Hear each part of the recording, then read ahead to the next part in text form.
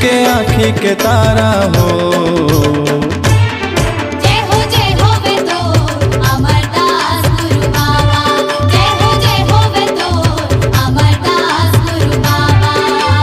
माता सफरा के तहाँ दुलरवा, गुरु घासी के आँखी के तारा हो।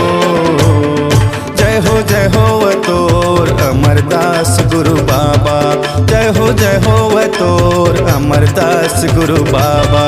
जय हो वे तो अमरदास गुरु बाबा, जय हो वे तो अमरदास गुरु बाबा।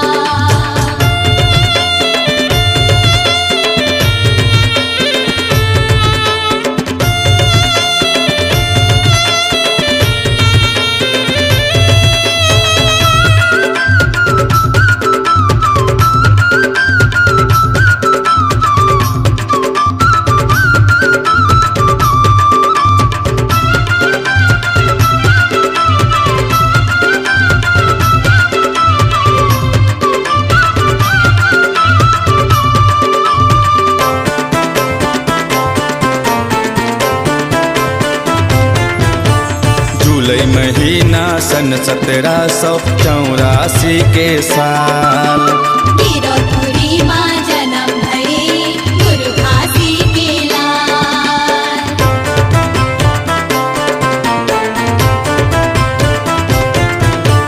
जुलाई महीना सन 1784 के साल, वीरपुरी माँ जन्म भये गुरु घासी के लाल। गुरु पूर्णिमा या साढ़ महीना,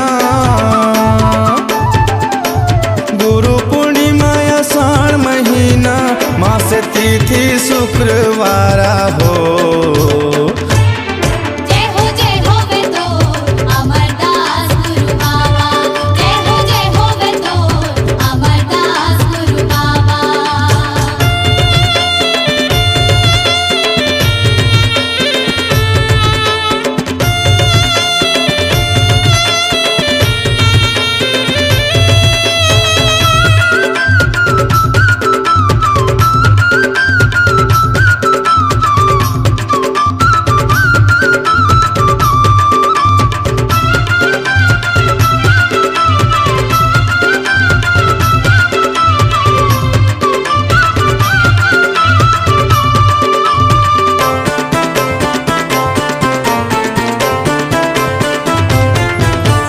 जन्म भवन पलनामा खेले, शोभा बरन नहीं जाए हो। धर्म ध्वजा पताका लहरी, गुरु दर्शन के धाम हो।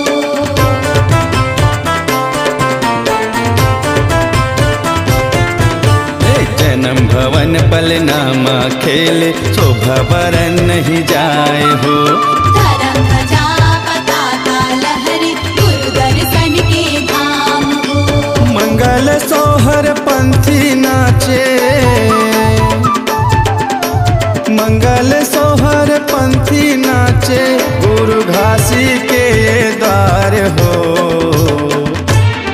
जय हो वे तो अमरदास गुरु बाबा, जय हो वे तो अमरदास गुरु बाबा।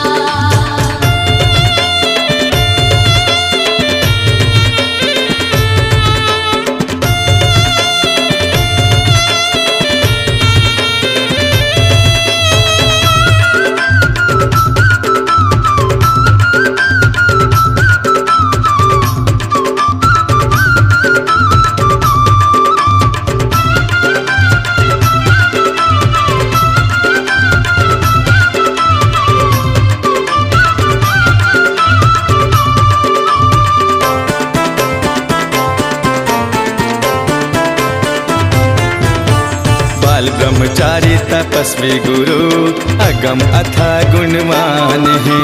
गुरु अमरू की जन्म कथा, सुनो संत सुजान है।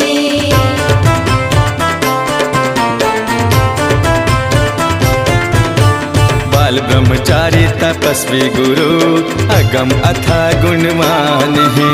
गुरु अमरू की जन्म कथा, सुनो संत सुजान है।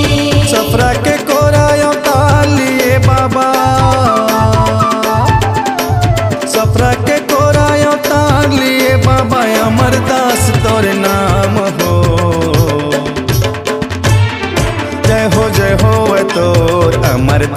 गुरु बाबा। जय हो तोर अमरदास गुरु बाबा।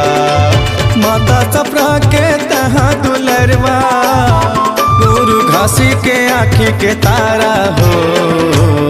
जय हो तोर अमरदास गुरु बाबा। जय हो तोर अमरदास गुरु बाबा। जय हो तोर अमरदास गुरु बाबा।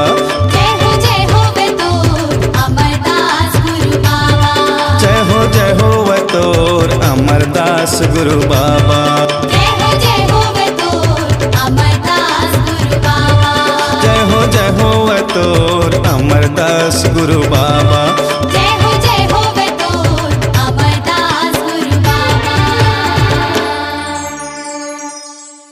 आपकी आवाज ही आपकी पहचान है। यदि आप अपनी आवाज को एक नया आयाम देना चाहते हैं तो चले आइए मल्टी ट्रैक डिजिटल रिकॉर्डिंग के लिए AVM audio video studio Khamtarai Raipur. Mobile number 9301523929 और 7869646201।